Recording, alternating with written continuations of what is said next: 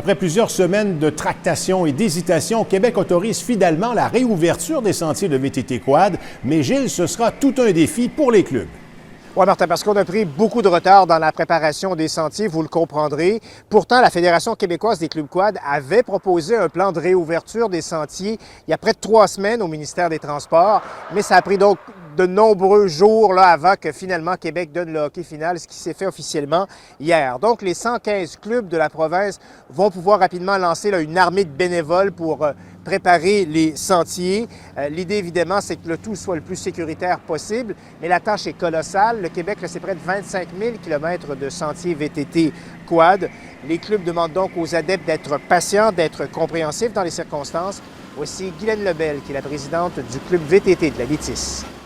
Nos sentiers ne sont pas officiellement ouverts. On est très conscient que les gens vont y aller puis on va les laisser faire. Sauf que faut qu'ils tiennent compte que les travaux sont pas faits, que l'inspection n'est pas faite, qu'il y a de la signalisation sûrement qui manque, qu'il y a sûrement des bris.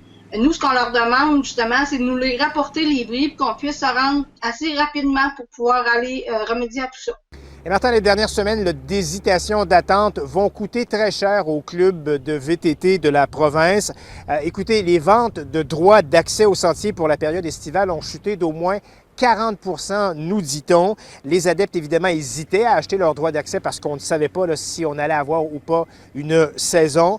Pour les clubs, la vente de ces droits d'accès, c'est 12 millions de revenus par année.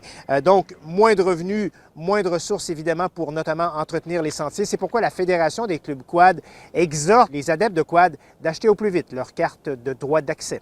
Oui, les clubs là, sont dans une période qui ont besoin d'argent. C'est important que les gens qui vont aller circuler, qui se procurent leur droit d'accès, s'ils veulent avoir une qualité de sentier correcte pour la saison. Et preuve, Martin, que les temps sont difficiles pour les clubs quad. Là, la Fédération entend demander rapidement une aide financière d'au moins 3 millions de dollars au gouvernement du Québec pour parer donc aux effets de la pandémie. Merci, Gilles.